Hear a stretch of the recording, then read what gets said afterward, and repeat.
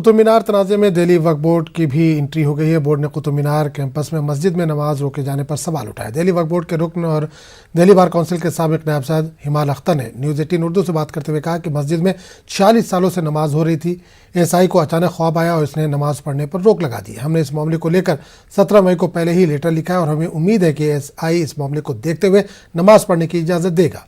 इन्होंने कहा कि अगर एएसआई नमाज की इजाज़त नहीं देता तो फिर अदालत का दरवाज़ा खटखटाया जाएगा।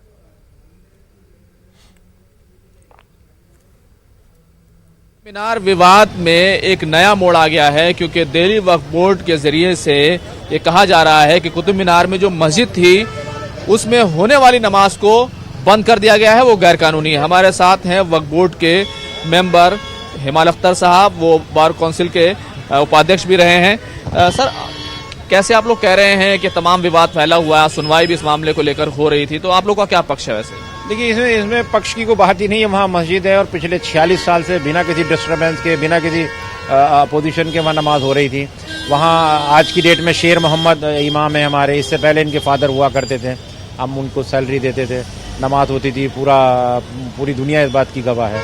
All of a sudden ASI को अचानक सपना आया 46 ईयर के बाद में, उन्होंने नमाज बंद कर दी, जो कि गैर कानूनी है। हमने एएसआई को चिट्ठी लिखी है 17 मई को, हमने पुलिस को लिखा है और आई होप के गुड सेंस विल प्रिवेल और उन्हें समझ आएगी और वो हमें इजाज़त देंगे, और नहीं आती है तो फिर हम कोर्ट का रास्ता इख्तियार करेंगे, जो एक शहरी को हक हासिल है। जिस तरीके से आज कुतुब मीनार मामले में जिस तरह की सुनवाई होती रही, उसमें ऐसा ही लगातार ये कहता रहा कि मोनूमेंट्स में नमाज हम नहीं अलाउ करते हैं, और इसी बुनियाद पर वो मुखालफत करता रहा जो हिंदू संगठन वहाँ पर कह रहे थे कि हमको पूजा का अधिकार मिलना चाहिए। देखिए, किसको इजाज़त देनी है, किसको इजाज़त नहीं देनी है, ये जो दायरा है ये एएसआई का है। हमारी नमाज होती थी, मस्जिद है, हमें नमाज पढ़ने की इजाज़त चाहिए, हमने चिट्ठी लिखी है, तो हमें सिर्फ इस बात से कंसर्न है। और किसको इजाज़त देनी है, किसको नहीं देनी है, ये एएसआई का मामला है, उसमें दखलंदाजी मैं नहीं करूँगा। आप कह रहे हैं कि आप लोगों ने 17 मई को ही चिट्ठी लिखी है, तो चिट्ठी में आप लोगों ने किस तरह की दलीलें दी हैं, तमाम चीज़ें बातें कही हैं जिसकी बुनियाद पर आप कह सकते हैं कि नहीं, इसमें जो है हमारा हक बनता है?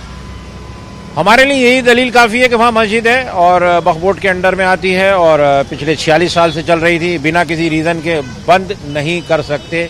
ये गैर कानूनी है, ये नेचुरल जस्टिस भी नहीं है। एक मौका नहीं दिया गया, बात नहीं सुनी गई, हमारा पक्ष रखने की बात नहीं कही गई, तो गैर कानूनी तो है।